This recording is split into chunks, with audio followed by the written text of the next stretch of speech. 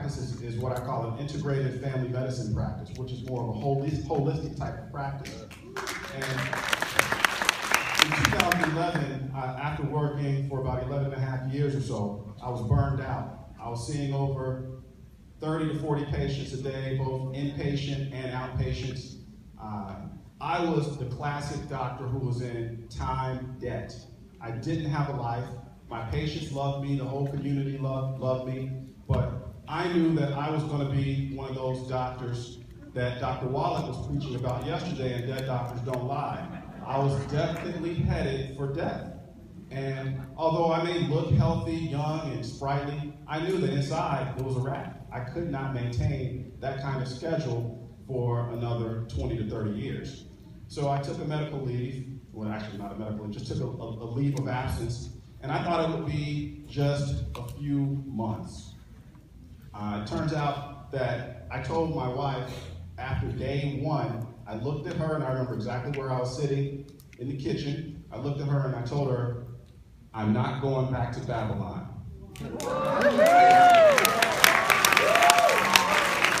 Amen. The question then remained, what was I going to do? So I sat down in my office at home and I asked the Lord. I said, Lord, what would you like me to do? And he said, sit down, son.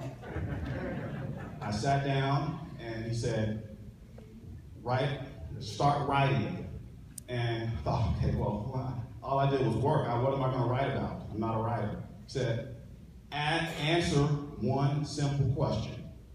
Begin by answering the question of what was the most common question that you were asked in your office over the last decade? And that question was, should I take a multivitamin? Wow. As a classically trained, traditional allopathic physician, I was asked that question at least 10 to 15 times a day. I'm well trained, board certified, but I did not have a good answer. One day it might be, yes, sure, take a multivitamin. Another day it might be, that's just expensive urine. And I realized that I wasn't being true to myself, and most importantly, I wasn't being true to my patients. So I began to research to answer that question. Should we take a multivitamin? Of course, I should have learned this in medical school, but as Dr. Wallach pointed out, medical doctors don't take an ounce of nutrition in medical school. So I was unknowledgeable. And I thought, well, what I'll do then is go ahead and begin to research that question, and I started with vitamin A. So the first chapter of my book is vitamin A. Second chapter, all the B vitamins. Third chapter, vitamin C, and so on. Awesome. Ultimately, that led to the question of minerals. Well, what are these minerals? What's the deal with these minerals? Naturally, Dr. Wallach's name came up, and I began to learn all about Dr. Wallach, and read his book, Dead Doctors Don't Lie, watched a bunch of YouTube videos, read Rare Earth Minerals, subsequently purchased and read the book, Fire Your Doctor, and I thought, oh my gosh, I'm going to fire myself. And I'm fired. No, but yesterday, we're hired.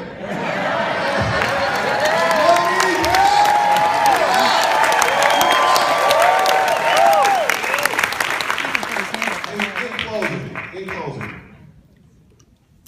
I began to pray. I took a year and a half off. I thought I was just going to take about 30 days, write a simple guide to health and wellness. Ended up being a 3-volume book, 414 pages.